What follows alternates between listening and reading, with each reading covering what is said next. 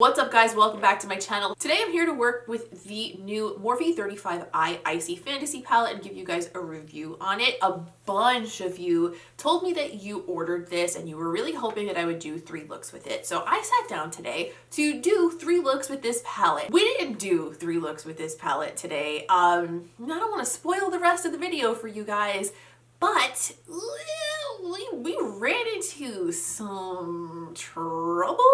I did wind up with at least one decent look. I'm fairly satisfied with how it looks, at least from a distance. She's a Monet, and you'll see what I mean when we get into the video. But long story short, this became a one look, one palette video really fast. Don't forget to like, don't forget to subscribe. All of the information you need about anything else is in the description down below. If you have any questions, feel free to ask me in a comment. I think that's all we need to talk about before we get into it. We have things to do. We have things to discuss. We're gonna get right into it. So yeah, let's just jump into the look with the Morphe 35I Icy Fantasy palette. So this is the 35I Icy Fantasy palette, and this is what it looks like on the inside. Now, in the past, I have not had great luck with icy palettes. If you remember Icy Bitch, things didn't go so well. I think that we can have some fun with this for sure. The first look I'm going to do, I have an idea and it might be a little bit complicated. I made sure to prime my eyes with a light color today. I just used concealer, but I want to have a really bright base, and the Urban Decay Stay Naked Concealer works pretty well as base, so just went with it today. For the crease, I'm going to start by going into this matte gray shade. Taking that on my BH number 6, I'm just going to pack it into the high portion of the crease. I'm going to blend the edge of that with a clean brush. I'm going to go back into the same shade with a MAC 221 brush and just put more of it through the crease. It looks a little funkadelic in there. Sometimes you can make it look better with a little bit of a smaller brush. I'm not going to worry too much about how even it is like inside the actual crease though, because I'm going to cut that anyway. Again, with this same gray, I'm going to go in with a pencil brush and just put it on the outer corner. All right, and this is where things should get interesting. So I'm going to take the same concealer that I used to prime initially. I'm going to pop some on the back of my hand, and I'm going to use my NABLA cut crease brush to create like a spotlight cut in the center.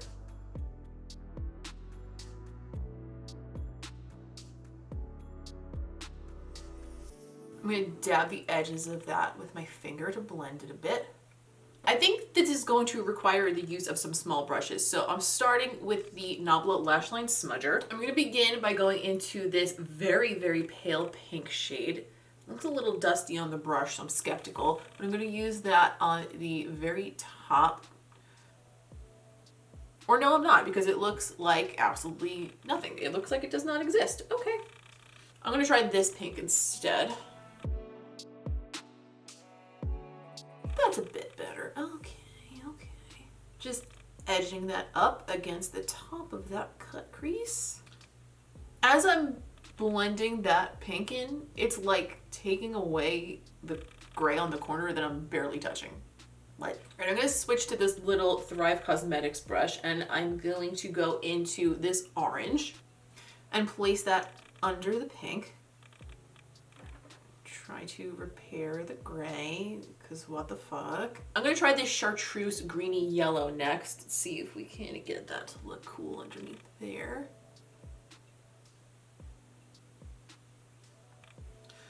None of this looks good. Alright, I'm going to be very honest with you guys. This looks like dusty dog shit so far. It's not good.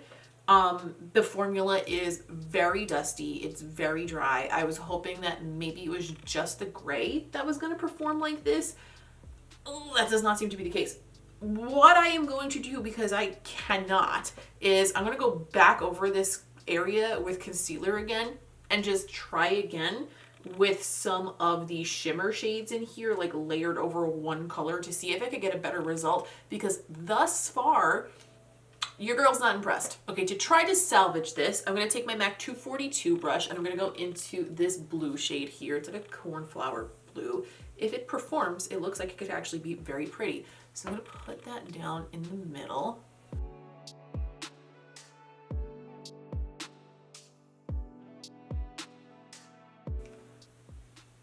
I mean, it's better than the other shades, but it's still getting patchy as soon as I lift my brush away from it. I don't know, it still looks pretty bad though, huh? Not great. It's not great. I just want to zoom you guys in for a second so you can see a little bit better what I'm talking about. Like, what in the what? What I'm hoping can salvage it a little bit is using one of these reflective shades over the top. This one is kind of like an icy blue reflective shade. I'll swatch it on my finger for you there, just so you can see what I'm talking about. It looks really nice. So I'm gonna try to place this over the top of this blue and see what happens. Look, oh, it's patched again. It's just from sitting here, it's just gone. So I'm using my finger to tap that over the top.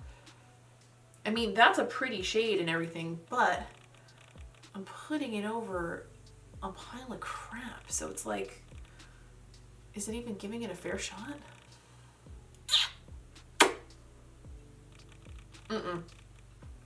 No. Nope. All right, I wiped it all off because no, just absolutely not. So here's what I'm gonna do, all right? I am going to take, first of all, my eyebrows, I had to wipe off the whole underneath of them to take everything off. I'll fix them later, just try to ignore that for a second. I'm gonna take my Urban Decay Primer Potion and I'm going to try that as well because I will tell you what will happen if I don't. I'll get a million comments saying you should have tried it with a real primer instead of just concealer. And while I kind of understand the thought process behind that, I mean, I've used approximately 7 million eyeshadows with just a concealer as a base before, and I don't think that the performance of an eyeshadow should be contingent on what you put underneath it, quite frankly. However, I'm willing to sit here and try just to say that I tried everything. I will try different colors and I will try to keep it more simple. So with my BH number 6, let's try this purple up here and see what happens. A little better, but I still see patchiness already in my crease. On a MAC 221, I'm gonna go into this darker grayish purple shade, try to deepen the crease with that.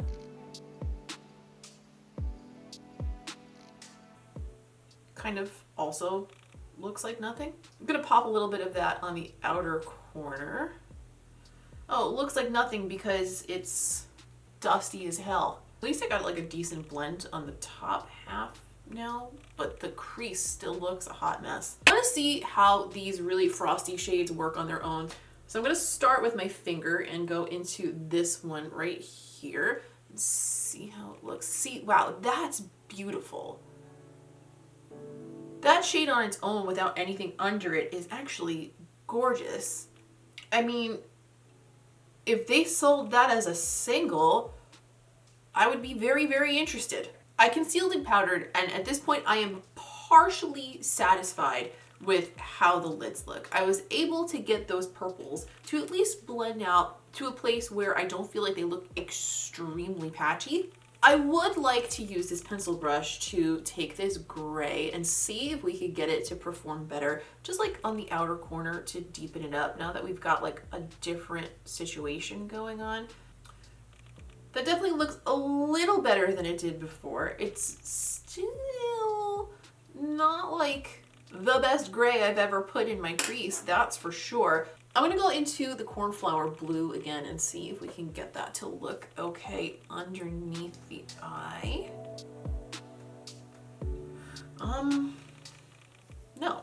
Okay, scratch that, going into the purple again.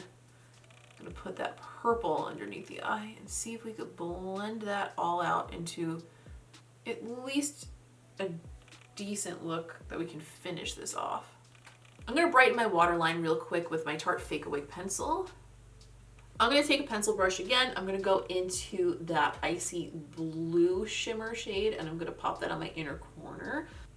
That is also beautiful. Like these icy topper-ish shades are actually stunning, and it kind of bums me out that they're paired with the rest of these shadows that don't really perform well, because that in and of itself is like so pretty. Put on House of Lashes Siren Doubles, and I just popped on the Fenty gloss in the color Fussy, aptly named for the shadows that we're dealing with today for sure.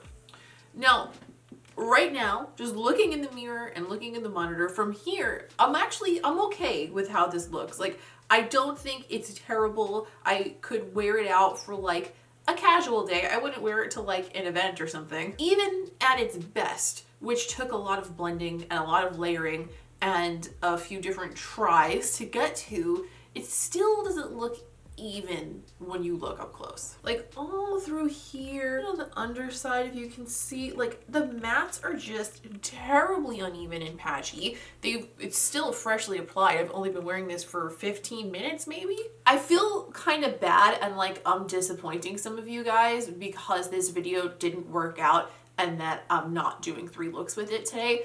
But at the end of the day, I'm not gonna sit here and do 3 subpar looks with a palette that I don't think is great. If you guys want to see more pastel looks in the future, then by all means, I would be glad to do them because although, like I said, like pastel palettes are not where my personal bread is buttered, I do enjoy them sometimes. Like I really, really liked the Mint to Be palette. Speaking of which, if you're looking for pastels like that, I would much sooner recommend you choose a couple of the monochromatic pastel palettes from ColourPop and put them together according to what you might like, rather than spending money on this palette, which is filled with pastels and having subpar formula.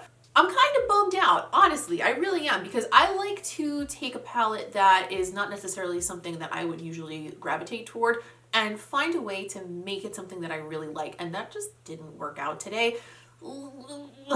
It just really didn't. If you did pick up this palette and you're struggling with the mattes in here, please know that it's probably not you, that your makeup skills are fine. It's just that they are, they're pretty difficult to work with. Honestly, like, I don't want to toot my own horn, but I am pretty well versed in the use of eyeshadow at this point, and I'm pretty good at even making some less than stellar palettes work for me, and I really felt like I was fighting with this one.